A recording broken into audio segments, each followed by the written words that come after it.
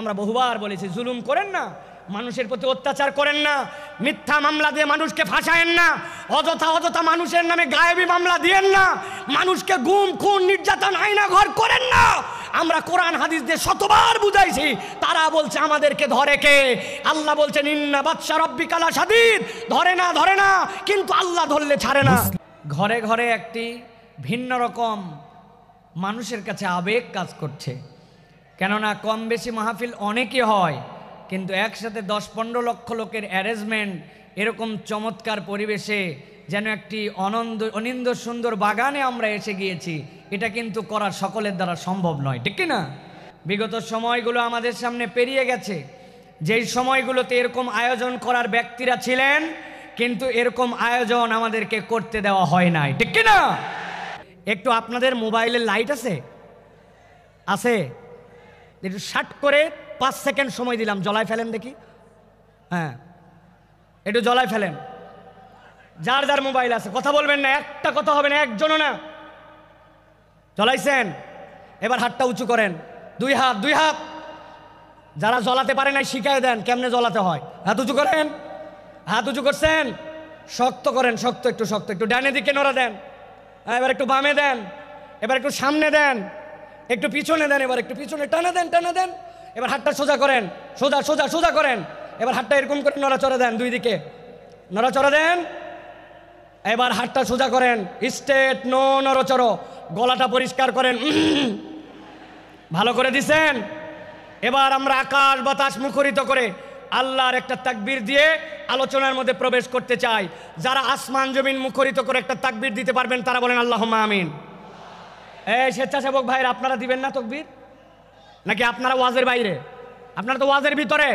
হাত সোজা করেন। কারা কারা জ্বলাতে পারে নাই শিখাই দেন। হাত সোজা করেন। সোজা করছেন? আল্লাহুম্মা আমিন বলেন। এবার একটা আকাশ বাতাস মুখরিত করে তাকবীর দেখতে চাই। আমি আল্লাহু আকবার আসতে বলবো, লিল্লাহি তাকবীর, আপনারা জোরে করে আল্লাহু আকবার বলবেন, যাতে কোনো বিতাড়িত শয়তান এখানে থাকতে না পারে। পারবেন ইনশাআল্লাহ? দেখে এটা তাকবীর দেন, লিল্লাহি তাকবীর, লিল্লাহি তাকবীর। আল কোরআনের আলো, আল হাদিসের আলো, তোমার নেতা আমার নেতা, তোমার নেতা আমার নেতা, আলেম ওলামা যেখানে, আল্লাহর আইন যেখানে, লিল্লাহে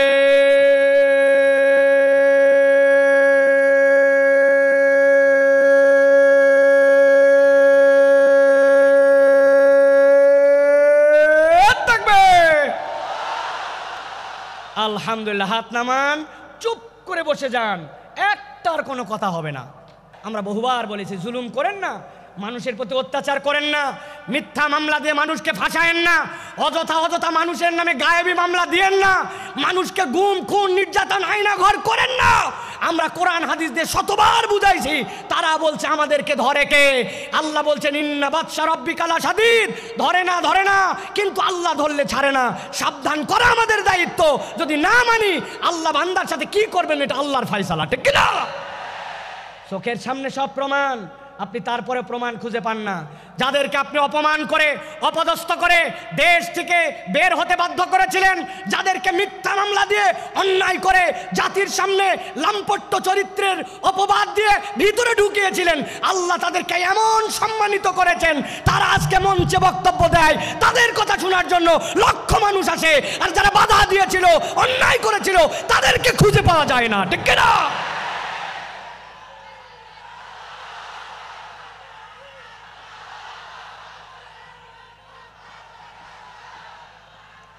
প্রিয় ভাইয়েরা, যুগে যুগে জালিমদের ব্যাপারে আল্লাহ রাব্বুল আলামিন একটা কথা বলেছেন, খবরদার তোমরা এটা মনে করো না আল্লাহ রাব্বুল আলামিন জালেমদের ব্যাপারে গাফেল।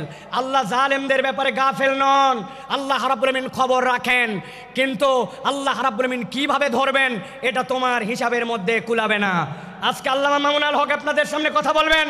এই একটা মানুষকে নিয়ে যে পরিমাণ অপমান অপদস্থতা তারা দেখিয়েছে, একজন আলেমে দ্বীনের হাতের মধ্যে হাত করা লাগিয়েছে, পায়ের মধ্যে ডান্ডা বেরি লাগিয়েছে, মাথার মধ্যে বারবার বলেছেন আমাদের ভয় নাই, হেলমেটটা পরায়ও না, শুধু জাতির কাছে অপদস্থ করার জন্য মিথ্যা বুলেট প্রুফ জ্যাকেট, মিথ্যা মাথার মধ্যে হেলমেট, এইগুলো দিয়ে আলেমকে অপমানিত করতে চেয়েছে। আল্লাহ দেখাই দিয়েছেন অপমান যারা করেছিলে আজকে তোমাদের পরিণতি কি। এই জন্য আমরা বলতে চাই এখনো যারা আছেন, আগামীতেও যারা আসবেন, আপনারা যদি মনে করেন একদল গেছে আমরা সামনে বাপের বেটা, আপনাদেরকেও সতর্ক করতে চাই আলেম ওলামা ইসলামপন্থী কোরআনওয়ালা তাদের সাথে বেয়াদবি করলে দুনিয়া আখিরাতে আল্লাহ তাদেরকে ছাড় দিবে না। সাবধান হয়ে চলবেন, সাবধান হয়ে চলবেন। এটা আমাদের কথা নয়, আল্লাহ রাব্বুল আলামিনের কথা। আল্লাহ রাব্বুল আলামিন বলছেন, ভালো করে জেনে রাখো দুনিয়ার মানুষ, ওয়ামা খলাকতুল জিন্না ওয়াল ইনসা ইল্লা লিয়াবুদুন, আমি জিন আর ইনসান এখানে কাউকে খাস আর আম করি নাই, গণভাবে তোমাদেরকে আল্লাহর ইবাদতের জন্য সৃষ্টি করেছি। অতএব তুমি যদি আল্লাহর আবদ হও, সেটা যেখানেই হোক না কেন, আল্লাহর উবুদিয়্যাতের মধ্যে ঢুকতে পারলে নিষ্কৃতির পথ আছে, আল্লাহর উবুদিয়্যাতের মধ্যে ঢুকতে না পারলে বাঁচার দ্বিতীয় কোনো রাস্তা নাই। আল্লাহ রাব্বুল আলামিন আমাদেরকে যেন এই কথাগুলি বোঝার তৌফিক দান করেন, বলেন আল্লাহুম্মা আমিন। প্রিয় ভাইরা, আমি মূল আলোচনার মধ্যে প্রবেশ করব, তবে তার আগে এতক্ষণ যেটি বললাম এটা আমার নিজস্ব চিন্তা চেতনায় আমি খেয়াল করে দেখেছি। আমাদের যে মাহফিলগুলো হয়, এই মাহফিলগুলোতে আমাদের যারা শ্রোতারা আসেন তারা একটু এলোমেলো বাউন্ডারিহীন আসেন। কি শুনলাম আর কি শুনবো, খানিকক্ষণ আসলাম, স্লোগান দিলাম, তকবির দিলাম, হই হই করলাম, চলে গেলাম। এই মাহফিল বড় মাহফিল, লোক দেখানোর মাহফিল করে লাভ নাই।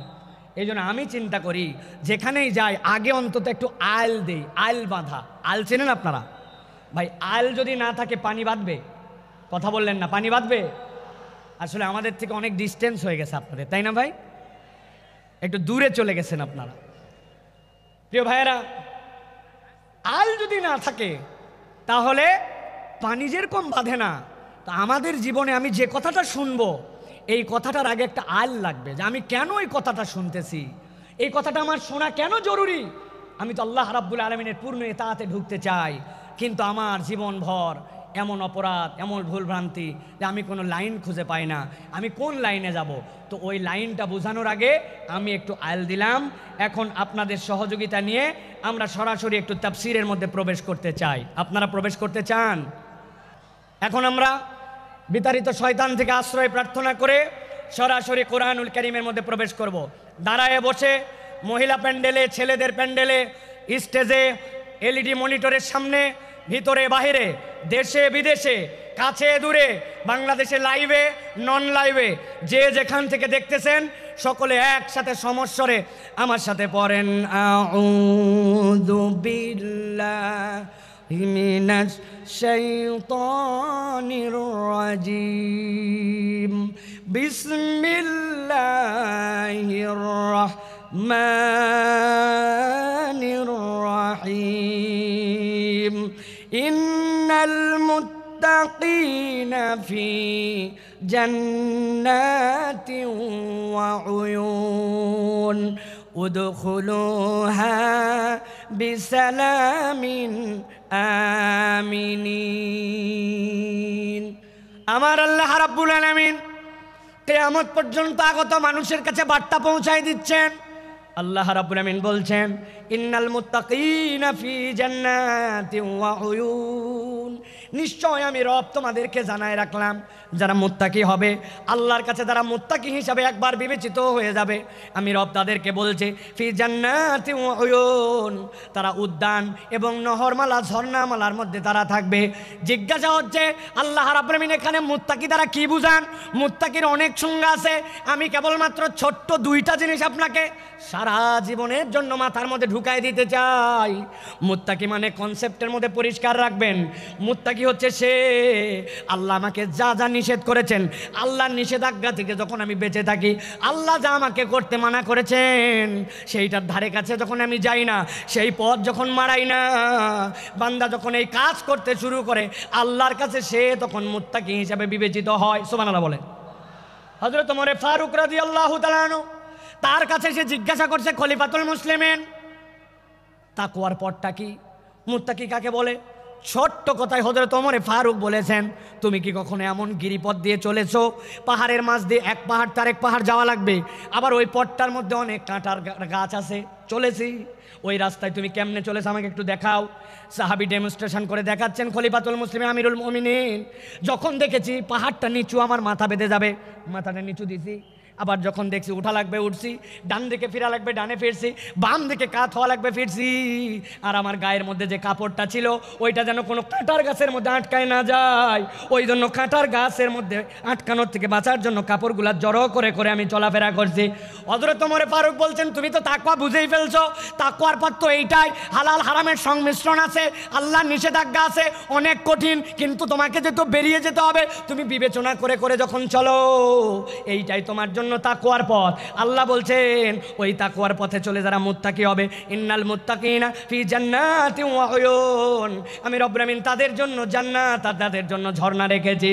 আল্লাহ ডাক দিয়ে বলবেন, উদখুলুহা বিসালামিন আমিনিন, ওর মধ্যে তোমরা নিরাপত্তার সাথে প্রবেশ করো। আল্লাহ মূলত বোঝাতে চান, আমার বান্দা যে একবার হবে, আমার এতাতকারী যে হবে, আমি তাকে জাহান্নামের জন্য সৃষ্টি করি নাই, আমি তাকে জান্নাত দিতে চাই। সুবহানাল্লাহ। কিন্তু বান্দা মনে মনে চিন্তা করছে, আমার তো গুনাহ খাতার কোনো শেষ নাই, আমি কেমনে বাঁচবো, আমি কেমনে এই পথকে গ্রহণ করব। আল্লাহ রাব্বুল আমিন বলছেন, বান্দা তুই ভয় পাস না, আমি তোর জন্য ঘোষণা করতেছি। রব্বুল আলামিন কোরআনুল কারীমের 5 নম্বর সূরা, সূরা মায়েদা এর 74 নম্বর আয়াতের মধ্যে বলছেন, আফালা ইয়াতুবুনা ইলাল্লাহ ওয়া ইয়াস্তাগফিরুনাহু ওয়াল্লাহু গফুরুর রহিম। আমার আল্লাহ বলতেছেন, এই দুনিয়ার মানুষ ভালো করে বোঝো, আমি রব তোমাকে বললাম, আফালা ইয়াতুবুনা ইলাল্লাহ, তুমি কি আল্লাহর দিকে ফেরত আসবে না? ওয়াস্তাগফিরুনাহু, আর তুমি কি তোমার রবের কাছে ক্ষমা চাইবে না?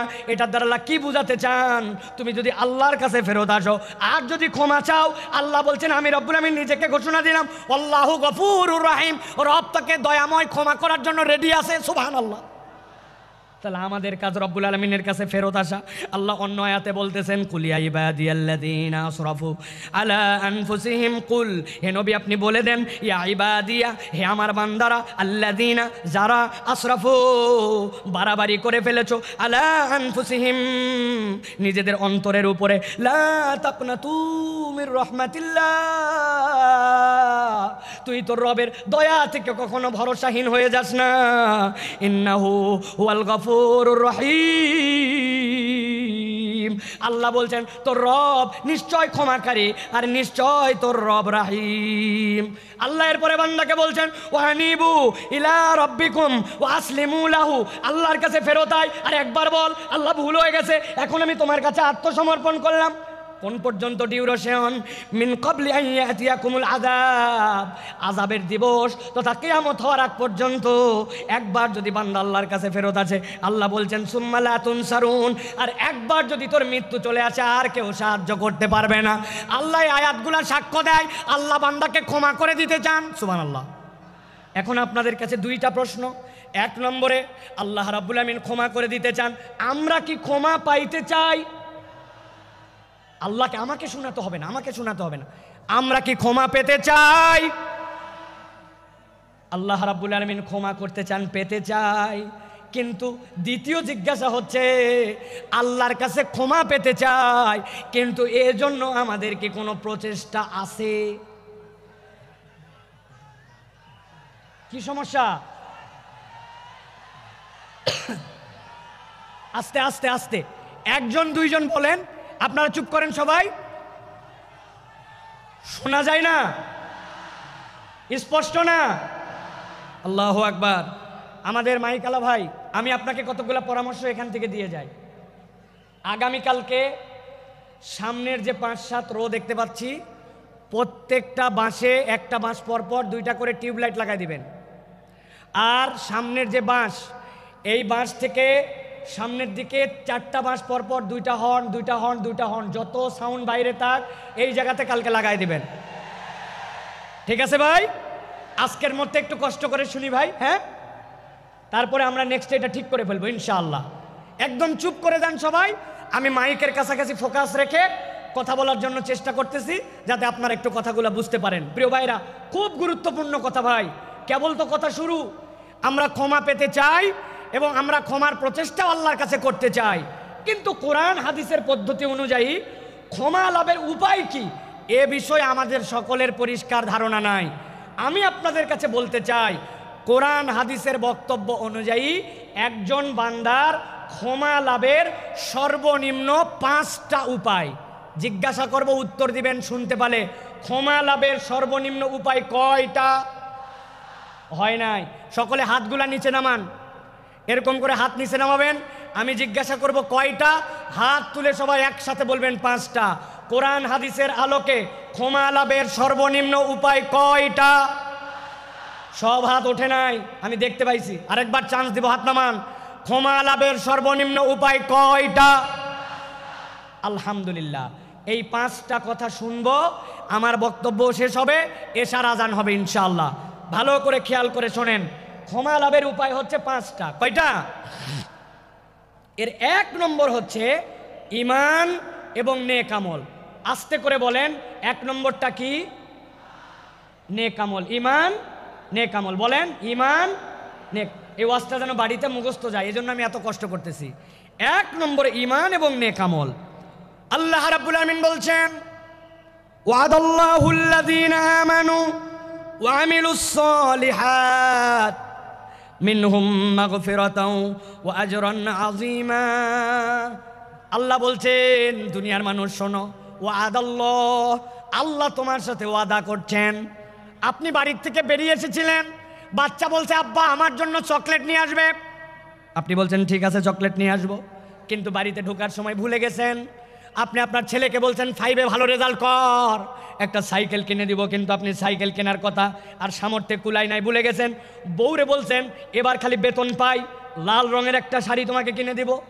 এরপরে কত বেতন গেল, কিন্তু শাড়ি কেনার কথা বা সামর্থ্য অনেক সময় হিসাবে মেলে না। আমরা ওয়াদা করি, কিন্তু অনেক সময় ওয়াদা আমরা রাখতে পারি না। এরকম আমাদের জীবনে হয় কিনা? কিন্তু আল্লাহ বলতেছেন, বান্দা আমার জন্য ওয়াদা করা লাগে না, ফাআলুল লিমা ইউরিদ। আমরা আল্লাহর ব্যাপারে বলি ইন্নাকা লা তুখলিফুল মিআদ, আমার রব কখনো ওয়াদার ব্যতিক্রম করেন না। কিন্তু সেই আল্লাহ বলছেন ওয়াদাল্লাহ, আল্লাহ ওয়াদা করতেছেন আল্লাযীনা আমানু, যারা ঈমান আনবে। 2 নম্বর ওয়া আমিলুস সালিহাত, ঈমান আনার সাথে সাথে আমলে সালেহ করবে। মিনহুম মাগফিরা, আমি রব্বুল আমিন তাদেরকে ক্ষমা করে দিব। ওয়া আজরান আযীমা, আর আমি রব তাদের জন্য বিশাল প্রতিদানের ব্যবস্থা করব। কথা সহজ, কিন্তু বুঝে ঘাটতি আছে। আমাদের ধারণা আমরা তো আলহামদুলিল্লাহ ইমানদার, ঠিক না ভাই? আলহামদুলিল্লাহ ইমানদার, আমরা ইমান আনছি। এবার যদি জিজ্ঞাসা করে আমলে সালেহ করেন, নেক কাজ করেন, বুক ফুলাই বলবে করি, মানে নামাজ বাদ দেই না, রোজার সময় রোজা করি, হজ যাকাতও দেই সুযোগ থাকলে। বলি কিনা আমরা? প্রিয় ভাই, ভালো করে বুঝে যান, ভালো করে অন্তর দিয়ে কথাগুলো বুঝে যান। আপনি আমি মনে করি নামাজ রোজা হজ যাকাত এইগুলা বোধহয় নেক কাজ। আমি আপনার কাছে ধারণা পরিষ্কার করতে চাই, নামাজ রোজা হজ যাকাত নেক কাজ, কিন্তু এইগুলা একমাত্র নেক কাজ নয়। বলবেন হুজুর এটা কেমন কথা? একটা ছেলে স্কুলে ভর্তি হয়েছে, ওই স্কুলের ইউনিফর্ম আছে, ড্রেস, ওই স্কুলে 70% উপস্থিতি লাগে, ওই স্কুলে প্রথম সাময়িক পরীক্ষা দেওয়া লাগে, দ্বিতীয় সাময়িক দেওয়া লাগে, ফাইনাল লাগে, পাস মার্কের জন্য 33 লাগে। এইটা যদি না হয় তাহলে ওই ছেলেকে ওই স্কুলের মধ্যে রাখে না। এটা যদি স্কুলের নিয়ম হয়, তাহলে আপনি যদি ইসলামকে একটা স্কুল মনে করেন, ইনস্টিটিউট মনে করেন, নবীজি বলছেন বুনিয়াল ইসলাম আলা খামসিন, ইসলামেরও একটা বেসিক আছে, যেই 5টা কাজের না থাকলে ইসলামের আর ভিত্তি থাকে না। তার মধ্যে আল্লাহর প্রতি শাহাদা, এরপরে সালাত, এরপরে আপনার জন্য যাকাত, এরপরে সম, এরপরে আপনার জন্য আল্লাহর জন্য হজ। এই যে কাজগুলি, এইগুলা ইসলামের বেসিক। এখন আপনি এইগুলা কাজ 33 মার্ক। এখন কোনো বান্দা যদি বলে এইগুলাই করি মানে আমি ভালো কাজই করি, এর বাইরে আর ভালো কাজ নাই, আপনার বুঝের মধ্যে ভুল আছে। এইটা ভালো কাজ, তবে এটা 33 মার্কের কাজ। এইটা না করলে আপনি মুসলমানই থাকেন না, ঠিক না? কিন্তু আমাদের যশোরে অনেক লোক নামাজ পড়ে ইমান ঠিক আছে, আছে না? আল্লাহর কিতাব ঠিক মতো মানে না, কিন্তু ইমান ঠিক আছে, আছে না? বলছে আমানতু বিল্লাহি ওয়া মালাইকাতি ওয়া কুতুবিহি, আমি আল্লাহর কিতাবের সব বিধান মানি, আল্লাহর কিতাব যা আছে তার প্রতি আমি বিশ্বাস করি, আমি আল্লাহর কিতাবকে গ্রহণ করে নিলাম। কিন্তু ওই লোককে যদি বলা হয় নামাজের ইসলাম মানলেন, রোজার ইসলাম মানলেন, কিন্তু আল্লাহর জমিনে আল্লাহর বিধান দিয়ে শাসনটা হোক, এই কথা বললে তখন বলে বক্তা দল করে। আছে না এইরকম মুনাফিক মার্কা অনেক মুসলমান আছে? তার মানে বোঝা যায় আপনি আপনার ঈমান এখনো বোঝেন নাই। আমি আপনার কাছে জিজ্ঞাসা করব, বুঝে থাকলে বলেন তো, কোন লোক কোরআনুল কারীম নিছে, কোরআনুল কারীমের সে বলছে 15 পারা পর্যন্ত আমার মোটামুটি ক্লিয়ার, বাকি 15 পারা এখনো পড়া হয় নাই, তবে 15 পারার ব্যাপারে আমার কোনো মন্তব্য নাই, বাকিগুলো আমি দেখে শুনে সিদ্ধান্ত নিব, তাহলে সে হচ্ছে 50% মুসলমান। 50%। আরেকজন বলছে পুরা কোরআন ক্লিয়ার, খালি সূরা নাসের ব্যাপারে আমার কিছু মন্তব্য আছে, সূরা নাসটা আমি ভালো করে জেনে তারপরে আমি কোরআনুল কারীমের বাকি মানব, তাহলে সে 99% মুসলমান। কত পার্সেন্ট? 0 কোরআনের একটা অক্ষরও যদি আপনি অস্বীকার করেন আপনি 0% মুসলমান, ঠিক কি না? আপনি না বলছিলেন আমানতু বিল্লাহি ওয়া মালাইকাতি ওয়া কুতুবিহি, আমি আল্লাহর প্রতি ঈমান আনি, রসুলের প্রতি, কিতাবের মধ্যে যা কিছু আছে সবগুলার উপর, তাহলে আপনার কি ঈমান আনা হয়েছে? কথা বললেন না, হয়েছে? বাঁচার উপায় কি? আমি একটা বাঁচার উপায় বের করছি, যদি আপনারা জানতে চান তাহলে বলে দিব, বলবো, তবে শর্ত আছে, ফিরি ফিরি বলা যাবে না। যাওয়ার আগে আমার সাথে দেখা করে 50 টাকা করে হাদিয়া দেওয়া লাগবে। রাজি আপনারা? হুজুর খুচরা টাকা নেয়, এটা গাড়ি ভাড়া খালি দিতে পারবো না, এগুলো বললে হবে না। কয় টাকা বলবো? দেখেন, পছন্দ হলে টাকা দিয়েন, না হলে দিয়েন না। এখন থেকে আমরা সিস্টেম করে আল্লাহর কাছে আগেই বলে যাব, আমরা এখন থেকে কালেমাটা একটু সিস্টেম করে বলবো, আমানতু বিল্লাহি ওয়া মালাইকাতিহি ওয়া কিছু কুতুবিহি, অথবা বলবো আমানতু বিল্লাহি ওয়া মালাইকাতিহি ওয়া যদ্দুর বুঝি তদ্দুর কুতুবিহি। তাই তো ফেরেশতা যায় কবরে ধরছে, ধরার পরে বলছে আমি আগেই বলে আসছি, আমি 8 দিনের মাহফিলে বলছিলাম যদ্দুর বুঝি তদ্দুর কুতুবিহি, আন্দাজে আমাকে ধরলে হবে না, বাটাম কি একটাও মাটিতে পড়বে? এই জন্য ভালো করে বোঝেন, ইসলামের বেসিক আপনাকে মেনে নিতে হবে, ওইটা আপনার জন্য ঈমান। তাহলে আমলে সলে কি? আল্লাহ তো ক্ষমা করতে চান, আল্লাহ রাব্বুল আলামিন আমলে সলে নবীকে দিয়ে শিখিয়ে দিয়েছেন। আপনি আপনার জীবনে কিছু কিছু নেক কাজ করতে শুরু করেন। নবীজি বলছেন লিল মুমিনি আলাল মুমিনি সিত্তু খিসাল, একজন মুমিনের জন্য আরেকজন মুমিনের নিম্নতম 6টা দায়িত্ব আছে, আপনি এগুলা পালন করেন। আপনি মসজিদে ঢুকছেন, 5 মিনিট হাতে সময় আছে, অযথায় বসবো না, 2 রাকাত তাহিয়াতুল মসজিদ পড়ি, 2 রাকাত দুখুলুল মসজিদ পড়ি, তারপরে বসবো, 2 রাকাত সময়, 2 মিনিট সময় আছে, সুবহানাল্লাহি বিহামদিহি সুবহানাল্লাহিল আযীম পড়ি, ধান লাগাচ্ছি, আস্তাগফিরুল্লাহ আস্তাগফিরুল্লাহ আস্তাগফিরুল্লাহ, সারাদিনে নিয়ত করছি 100 বার অন্তত দরুদ শরীফ পড়ে ফেলবো। আপনি আপনার আমলগুলা যখন এরকম করে বাড়াতে শুরু করবেন, দেখা হলেই সবার আগে সালাম দেব, মানুষকে মসজিদে নেওয়ার জন্য চেষ্টা করব। অনেক মুরব্বী আছে, এই কথা আমি বহু জায়গায় বলছি, আপনার কারণে মসজিদে বাচ্চা মুসল্লি আসে না। আপনারা মুরব্বীরা রাগ করেন না, আমি কিন্তু আমার সবচেয়ে বাংলাদেশের সিনিয়র মুরব্বী ভাই, ওই ভাইয়ের দাওয়াতে কিন্তু এখানে আসছি, ভাই বলি যদিও উনি আমার অনেক সিনিয়র। ভালো করে বোঝেন, মুরব্বীদের কারণে অনেক মুসল্লিরা আসে না। বাচ্চা কাচ্চা মসজিদে আসে, একটু হাসাহাসি করে না ভাই, একটু কথাবার্তা বলছে, মুরব্বীর গেছে একবারে মাথা গরম হয়ে চিন্তা করছে কোন বেটায় এত বড় হাসলো, আমি তাকে দেখাবো। এই সকল ভাবতেছে আর চিন্তা করছে, খালি নামাজ শেষ হতো দেখাচ্ছে। আসসালামু আলাইকুম ওয়া রাহমাতুল্লাহ, আসসালামু আলাইকুম ওয়া রাহমাতুল্লাহ, আছে না? এমন ঝাঁকি মারছে, ওই বাচ্চা মসজিদ থেকে বাড়াইছে, ওই বাচ্চার মসজিদে আসে না, ঠিক কি না? এই মুরব্বী যারা আছেন, কার কার পকেটে চকলেট আছে বার করেন, কার পকেটে আছে দেখি একটু। হুজুর চকলেট কেন লাগবেন? আপনি ওই বাচ্চাকে ডাকতে বলছেন, দাদু হাসে না মসজিদের মধ্যে, আয় এদিকায়, এই চকলেটটা নিয়ে পরের ওয়াক্ততে কিন্তু হাসবি না দাদু, কিন্তু মসজিদে কিন্তু আসবি। পরের ওয়াক্তে আবার দেখা হয়েছে, হাসে নাই, দেখছেন, পাশে নিয়ে দাঁড় করে আরেকটা চকলেট বের করে দিয়েছেন। এক ছেলে কয়দিন চকলেট খায় পছন্দ করবে না? 2 দিন পরে 5 টাকার একটা কয়েন বের করে হাতে দিয়ে বলছেন, দাদু একটা বিস্কুট কিনে খাস, তুই তো চমৎকার করে নামাজ পড়িস। আপনি ওই বাচ্চাটাকে নামাজে উৎসাহ দিয়েছেন, হঠাৎ করে একদিন আপনার মৃত্যুর ডাক এসে গেছে, কবরে চলে গেছেন।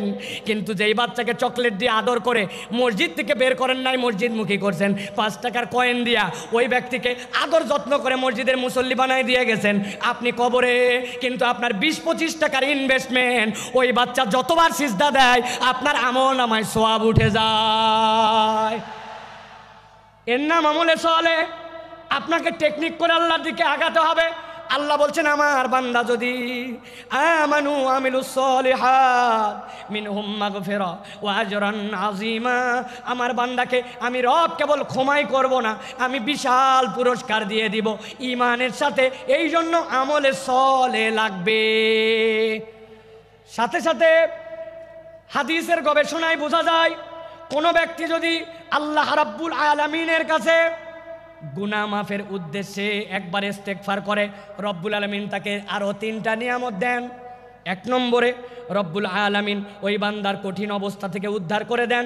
2 নম্বরে তার দুশ্চিন্তা দূর করে দেন। 3 নম্বরে তার রিজিকের পেরেশানি আল্লাহ তুলে দেন। সুবহানাল্লাহ। তাহলে ক্ষমা লাভের উপায় কয়টা ভুলে গেছেন? কয়টা? 5টা। 1 নম্বর গেল। এবার চলেন 2 নম্বর। 2 নম্বর হচ্ছে আল্লাহর কাছে ক্ষমা চাওয়া। বান্দা যদি ক্ষমা পেতে চায়, আল্লাহর কাছে তাকে ক্ষমা চাইতে হবে।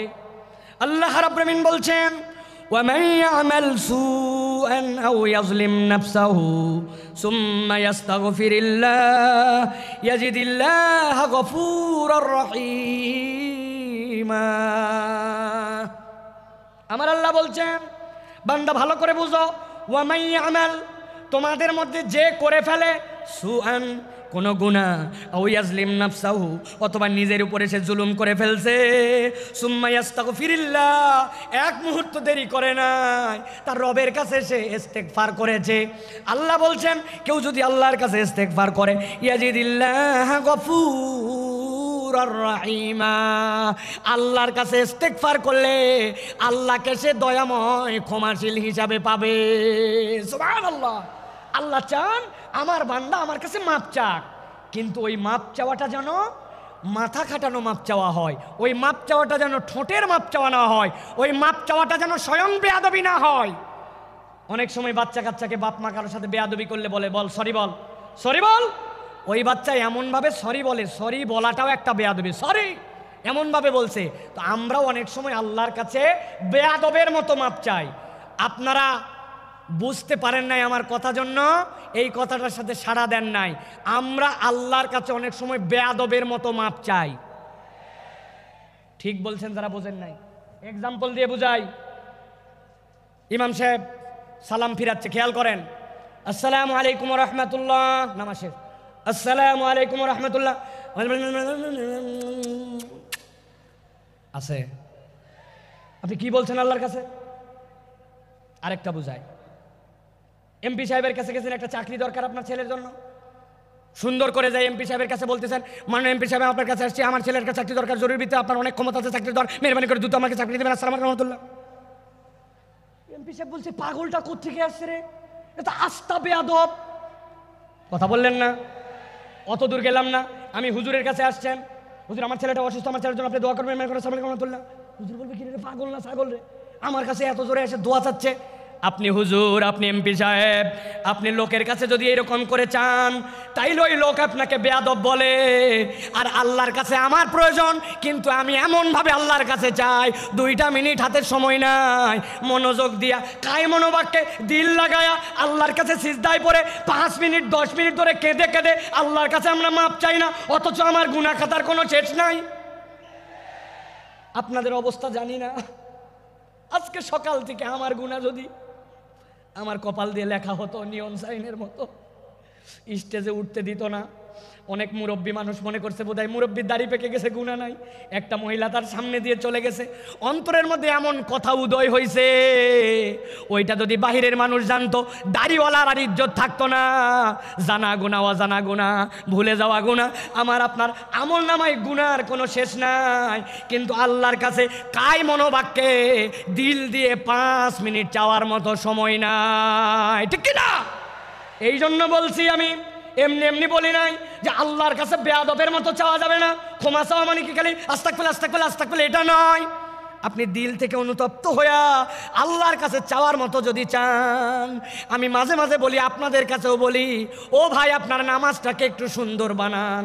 আমি নামাজ সুন্দর বানানোর জন্য একটা শুধু পরামর্শ দেই, আজকের থেকে শপথ নেন, আপনার জামাত ছাড়া ব্যক্তিগত যত সুন্নত নফল আমি 7 তাসবির নিচে রুকু সিজদা আর দিব না। রাজি? সুবহানাল্লাহ সুবহানাল্লাহ সুবহানাল্লাহ সুবহানাল্লাহ সুবহানাল্লাহ সুবহানাল্লাহ, এরকম 60টা তাসবিহ পড়ব রুকুতে, সুবহানা রাব্বিয়াল আযীম সুবহানা রাব্বিয়াল আযীম সুবহানা রাব্বিয়াল আযীম, এরকম করে 60টা তাসবিহ রুকুতে, 60টা তাসবিহ সিজদাতে। আমার নফল ব্যক্তিগত নামাজ আজকের থেকে 60টা তাসবির নিচে হবে না। রাজি আছেন ইনশাআল্লাহ? হঠাৎ করে উঠে গেছি 3 বার পরে, রেগুলার অভ্যাস, আবার টাইট করছি পরের রাকাত থেকেই, না আমি তো 7 তাসবির নিচে উঠবো না। আমি আল্লাহর কসম করে বলতেছি, আপনার নামাজের 50% সুন্দর হয়ে যাবে। তাহলে 2 নম্বর আল্লাহর কাছে ক্ষমা চাওয়া, 3 নম্বরে আল্লাহর কাছে তওবা করা। বলেন 3 নম্বর তওবা করা। বলেন। অনেকে বলবেন হুজুর ইস্তেগফার আর তওবার মধ্যে কি পার্থক্য?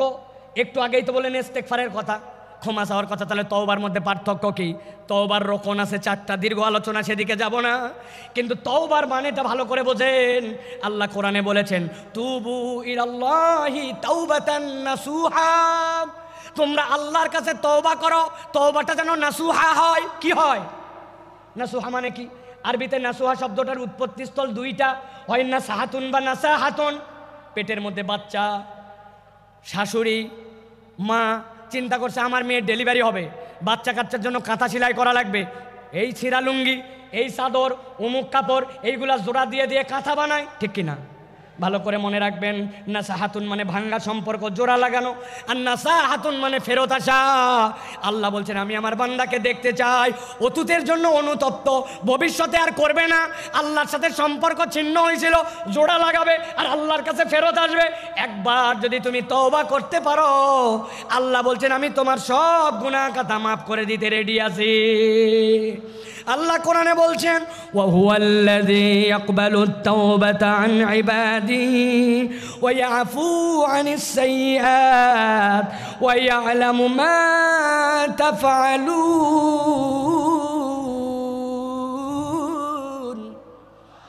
আমার আল্লাহ বলছেন, ওয়া হুয়াল্লাযী ইয়াকবালুত তাওবা, তিনি তো সেই রব যিনি তওবা কবুল করেন আন ইবাদিহি, তার না বান্দা এগুলা। আল্লাহ বলছেন ওই আফু আনিস সাইয়্যাত, আর তিনি তো তার দোষ ত্রুটিগুলা ক্ষমা করে দেন। ওই আলামু মা তাফআলুন। যুবক রে, মোবাইলে এমবি কিনে রাত্রে কি দেখেছো? বাহিরে জুব্বা টুপি লাগায়া ঘুরছো, মানুষ হুজুর হুজুর বলছে, কিন্তু নামাজের অবস্থা কি ছিল, আমলের অবস্থা কি ছিল, ভিতরের অবস্থা ছিল কেউ জানে না। আল্লাহ বলছেন মৃত্যুর খাটলি সকলের কাছে লেগে যাবে, কিন্তু আল্লাহ সব জানেন। আল্লাহ চান আমার বান্দাকে আমি ক্ষমা করে দেই। এই জন্য আল্লাহ বলছেন বান্দা যেন আল্লাহর সাথে ভাঙা সম্পর্ক জোড়া লাগায়, আর আল্লাহর কাছে যেন বান্দা ফেরত আসে। সুবহানাল্লাহ। ভাঙা সম্পর্ক জোড়া লাগায় তওবা করে করে যদি আল্লাহর কাছে ফেরত আসে, আল্লাহ কেমন পছন্দ করেন। নবীজি বলছেন, এক লোক মরুভূমির পথে রওনা হয়েছে, উটের পিঠের মধ্যে তার খাবার, 7 দিনের রাস্তা ধরেন, অর্ধেক পেরিয়েছে। যেই না অর্ধেক রাস্তা পার হয়েছে, যাওয়ার পরে একটু গাছের নিচে ক্লান্তি আসছে, ঘুমায় গেছে। ঘুমায় যাওয়ার পরে ঘুম থেকে উঠেছে, উঠার পরে দেখে হায় রে, আমার যে খাবার সব উঠ ছিল, উঠ নাই, উঠ পালায় গেছে। মরুভূমিতে যদি কারো উঠ পালায়, ওই উঠ আর ফেরত আসেন, ওই বান্দা জানে সামনে 3 দিন যে আগাবে এই তার ক্ষমতা নাই। মরুভূমি যে গরম, একদিনে শেষ হয়ে যাবে, পিছনে যে বাড়িতে ব্যাক করবে সেই সুযোগ নাই। ওই লোক তো ঘাবড়ায় গেছে, নিশ্চয় এখন নিশ্চিত আমার মৃত্যু। মৃত্যুর চিন্তায় ওই লোক আবার ঘুমায় গেছে। আল্লাহর নবী বলছেন, এরপরে হঠাৎ করে সে উঠেছে, উঠার পরে দেখে উটটা আবার তার সামনে এসে হাজির হয়ে গেছে। ওই উটার পালায় যায় নাই, খাদ্য নিয়ে তার সামনে দাঁড়ায়া উত্তেজিত হয়ে সে বলছে, আয় আল্লাহ, আপনি আমার গোলাম আর আমি আপনার মাবুদ। যদিও কথাটা হাকিকি না, কিন্তু আনন্দে উত্তেজিত হয়ে বলছে, আসলে বলার কথা আল্লাহ আপনি আমার মাহবুদ আর আমি গোলাম, কিন্তু উত্তেজনায় কথা ঘুরে গেছে। নবী বলছেন হারানো উট পেয়ে উটের মালিক যেরকম খুশি হয়, কোনো বান্দা যদি হাজার ভুল করুক না কেন একবার তওবা করে আল্লাহর কাছে ফেরত আসে, আল্লাহ এর থেকে অনেক বেশি খুশি হয়ে যায়। সুবহানাল্লাহি ওয়া বিহামদিহি। এই জন্য প্রিয় ভাইরা, আল্লাহর কাছে তওবা করে আমাদেরকে ফেরত আসতে হবে। তাহলে 1 নম্বর ঈমান এবং নেক আমল, 2 নম্বর আল্লাহর কাছে ক্ষমা চাওয়া, 3 নম্বর তওবা করা, 4 নম্বর তাকওয়া অর্জন করা। কি করা? তাকওয়া অর্জন। আল্লাহ বলছেন ইন্নাল্লাযীনা ইয়াখশাউনা রাব্বাহুম বিল গায়ব লাহুম মাগফিরাতুন ওয়া আজরুন কাবীর, মাগফিরাতুন ওয়া আজরুন কাবীর। আল্লাহ বলছেন যারা আল্লাহকে ভয় করে, আল্লাহকে ভয় করে চলে, আল্লাহ ভয় করাটাই অটোমেটিক রব্বুল আলামিন বলছেন তার ক্ষমা প্রাপ্তির কারণ হয়। সুবহানাল্লাহ। আমরা বাংলাদেশ নিয়ে স্বপ্ন দেখি, বাংলাদেশ সোনার বাংলাদেশ হবে, বাংলাদেশ দুর্নীতিমুক্ত বাংলাদেশ হবে। এর জন্য দুর্নীতি দমন কমিশন, এর জন্য সিসিটিভি, এর জন্য অনেক কিছু আমরা আয়োজন দেখলাম। কিন্তু জিজ্ঞাসা করতে চাই, এত আয়োজন করেও বাংলাদেশকে কি দুর্নীতি মুক্ত করা গেছে? দুর্নীতি মুক্ত তো হয় নাই, আরও দুর্নীতি বেড়েছে। আমি মজা করে বলি, দুর্নীতি দমন কমিশন একটা স্টেপ নিয়েছে, দুর্নীতিকে না বলুন। এই জন্য প্রত্যেক জেলা শহরে, প্রত্যেক ডিসি অফিসে সেমিনার হবে, বিভিন্ন জায়গায় ফেস্টুন লাগানো হবে, স্টিকার মারা হবে, দুর্নীতিকে না বলুন। এর জন্য বাজেট হয়েছে ধরেন 10 কোটি টাকা। আল্লাহর কি কাম, এই 10 কোটি টাকার 8.5 কোটি টাকা দুর্নীতি হয়েছে। আপনি না দুর্নীতিকে না বলবেন বলছেন, কিন্তু কোথায় দুর্নীতি দূর করতে পারলেন? সিসি ক্যামেরা লাগাইছেন, দুর্নীতি যায় নাই। আমি পাসপোর্ট অফিসে গেছিলাম, আমার পাসপোর্টের 6 মাসের নিচে মেয়াদ শেষ, অনেক আগের কথা। পাসপোর্টটা রিনিউ করতে হবে। পাসপোর্টে যাওয়া, অফিসে যাওয়ার আগে আমাকে লোকজন বলছে প্রস্তুতি নিয়ে যায়েন। আমি চিন্তা করছি প্রস্তুতি মানে বোধহয় কলম কাগজ, তাই তো নাকি? জি না, প্রস্তুতি মানে মাল পানি, ঠিক কিনা? আমি এইগুলা নিয়ে গেছি। যাওয়ার পরে এখন পাসপোর্ট অফিসের দোতলায় আমাকে খালি ঘুরায়, অনেক ঘুরাইয়া ঘুরাইয়া ঘুরাইয়া, টাকাও নেয় না, কাজও করে না, কি জ্বালা। অনেকক্ষণ পরে বলছে নিচে চলেন। দোতলার থেকে যখন আমাকে নিচে নিয়ে আসছে, নিচে আনার সময় একটা সিঁড়ি, মধ্যে একটা ল্যান্ডিং, এরপর আরেকটা সিঁড়ি। তো 1 ধাপ সিঁড়ি পার করে মধ্যে যে জায়গা, ওই জায়গায় দাঁড় করায় বলছে টাকা ছাড়েন। আমি বললাম ভাই তোমাকে এই টাকা দেওয়ার জন্য তো বহুতক্ষণ ধরে আমি ঘুরি, তুমি এতক্ষণ ঘুরাই এই জায়গায় এনে কেন টাকা চাও? বলে হুজুর তাহলে শোনেন, এই বিল্ডিংটি পুরাটা সিসি ক্যামেরা নিয়ন্ত্রিত। আমরা মনিটরে চেক করে দেখছি, পুরা বিল্ডিংয়ের সব জায়গাটা ভিডিওতে আসে, খালি এই জায়গাটা ধরে না। তো যেই জায়গাটা ধরে না ওই জায়গায় উনি টাকা খায়। তাহলে দুর্নীতি দূর করতে চান আর দেশকে সোনার বাংলা বানাতে চান, কখনো এটা সম্ভব নয় যদি না মানুষের দিলকে আল্লাহর ভয়ে ভীত করে একটা উন্নত চরিত্রের প্রজন্ম তৈরি করা না যায়, শিক্ষা সংস্কার করা যদি না যায়, এই প্রজন্মকে কখনো মানুষের মতো মানুষ এই বাংলাদেশকে সোনার বাংলাদেশ বানানো সম্ভব নয়। কিন্তু আমরা দেখেছি আমাদের শিক্ষা ব্যবস্থায় গাফলতি, নানান জায়গায় গাফলতি। এইগুলো আসলে কার কাছে আমরা বলবো আর কে যেন কথা শুনবে, এইরকম একটা অবস্থা হয়ে যাচ্ছে। এই জন্য আমরা স্পষ্ট কণ্ঠে বলতে চাই, বাংলাদেশকে যারা সোনার বাংলাদেশ বানাতে চান, আপনাদেরকে কোরআন হাদিসের শিক্ষায় এই জনগোষ্ঠীকে শিক্ষিত করতে হবে, এর কোনো বিকল্প নাই, ঠিক কিনা?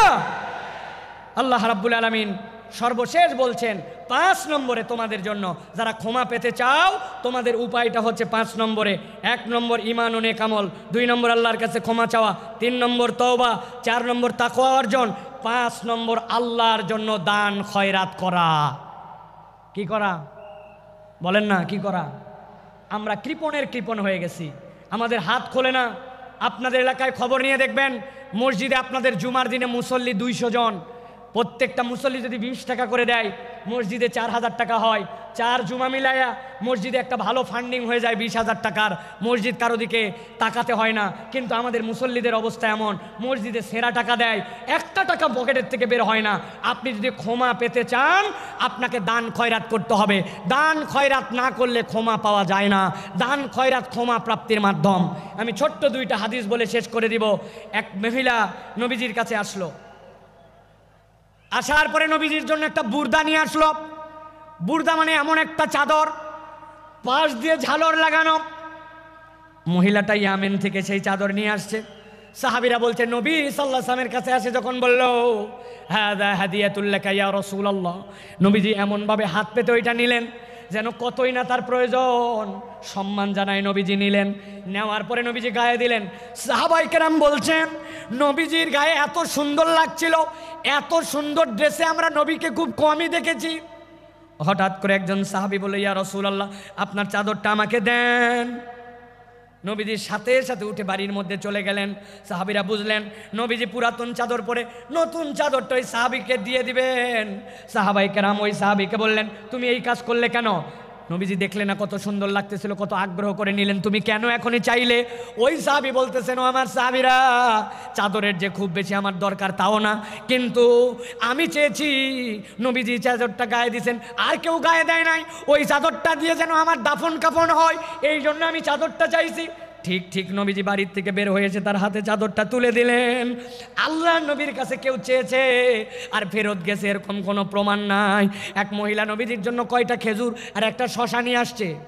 যাদের শরীরে এনার্জি পান না, শরীর ভালো হয় না, পেটের অসুবিধা নানান কিছু, আপনি শশা আর খেজুর মিলায় খাবেন, আল্লাহ চাইলে আপনার শরীরকে আল্লাহ চাঙ্গা বানায় দিবেন। নবীজি পছন্দ করতেন, ওই মহিলা নিয়ে আসছে এটা। নবীজি এক বাটির খেজুর ঢেলে শশাটা ঢেলে নিয়ে নবীর কাছে যতগুলা স্বর্ণালঙ্কার ছিল সবগুলা তুলে বাটির মধ্যে ভরছেন, ভরে তার কাছে তুলে দিয়েছেন। ওই মহিলা তো ঘাবড়ায় গেছে, কয় খেজুর আর শশার বিনিময়ে আল্লাহ নবী এত কিছু দিয়ে দিলেন। নবীজি সর্বোচ্চটা দেখাই দিয়ে গেছেন, উম্মতের কাছ থেকে কেউ যেন ফেরত না যায়। সুবহানাল্লাহ। অতএব আপনি যদি আল্লাহর কাছে ক্ষমা পেতে চান, দান খয়রাত আপনাকে বাড়াতে হবে। হযরতে আলী কাররামাল্লাহু ওয়াজহাহু, তার অভ্যাস ছিল তিনি যদি আল্লাহর কাছে ইস্তেগফার আর তওবা করতেন, যতবার তওবা করতেন ততবার সাদাকা করতেন। নিয়ত করছি ফজরের নামাজ আর বাদ দিব না, কিন্তু বাদ হয়ে গেছে। তওবা করছে, আল্লাহ আগামী কালকে থেকে ঠিক করব, কিন্তু 100 টাকা পানিশমেন্ট দিয়ে দিছি। আল্লাহর কাছে বলছে আর মিথ্যা কথা বলবো না, আবার ফট করে একটা মিথ্যা বের হয়ে গেছে। নিয়ত করছি 2 রাকাত নামাজ পড়বো আর 100 টাকা দান খয়রাত করব, তওবাও করছি, সাদাকাও করছি। এটা আলী রাদিয়াল্লাহু তাআলা আনহুর চরিত্র ছিল। এই জন্য আল্লাহর কাছে যদি ক্ষমা পেতে চায়, মুসলমানের চরিত্র কৃপণ হবে না, মুসলমানের চরিত্র হবে হাত খোলা। সুবহানাল্লাহ। একটা ফকিরের অনুভূতি বলে আজকের কথা শেষ করব। এক মালদার লোক, তার কাছে এক ফকির গেছে, যাই বলছে কিছু দেন। ওই লোক পকেটে হাত দিয়ে দেখে মানি ব্যাগ নাই, বুক পকেটেও টাকা নাই, বিব্রত হয়ে গেছে।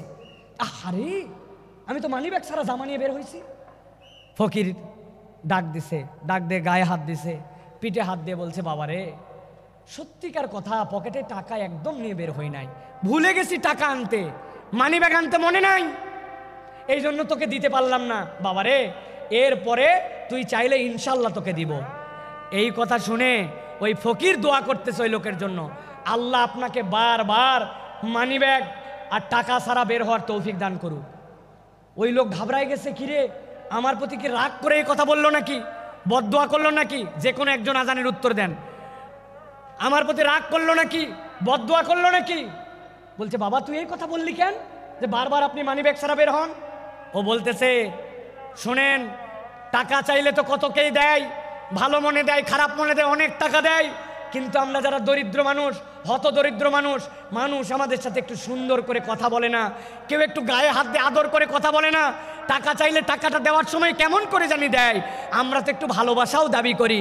তো আজকে আপনার পকেটে মানি ব্যাগ না থাকার কারণে যে গায়ে হাত দিয়া, মাথায় হাত দিয়ে আদর করে আপনি ভালোবাসা দিছেন, ওইটা আমার অনেক বেশি দরকার। এই জন্য দোয়া করছি, আপনি মানি ব্যাগহীন আসেন, তাহলে আমি আদরটা অন্তত পাবো। বুঝেন, সব সময় সব অভাবী মিসকিন কেবলমাত্র আপনার কাছে টাকা পয়সার ডিমান্ড করে না, ভালোবাসা চায়, সুন্দর কথা চায়, আদর চায়, স্নেহ চায়, এটাও আল্লাহর পক্ষ থেকে বড় একটা দান হিসাবে বিবেচিত হবে। অতএব আচরণ সুন্দর করি, দান সাদাকা করার চেষ্টা করি। ক্ষমা প্রাপ্তির এই 4টা গুণ। আর প্রথমে আপনাদের কাছে বলেছি, আল্লাহর কাছে ক্ষমা প্রাপ্তির তালিকায় ওঠার জন্য, হেদায়েতের রাস্তা পাওয়ার জন্য 2টা সিঁড়ি। এই 2টার সমন্বয় করে যদি আমরা চলি, মৃত্যু আর জান্নাতের মধ্যে আমাদের কোনো বাধা থাকবে না ইনশাআল্লাহ। আমরা তাহলে আল্লাহর কাছে এই কথাগুলি অনুযায়ী আমল করার চেষ্টা করব তো ইনশাআল্লাহ। ইনশাআল্লাহ আল্লাহ কবুল করবেন। আল্লাহুম্মা আমিন। হাযা মা ইনদি ওয়াল ইলমু ইনদাল্লাহ।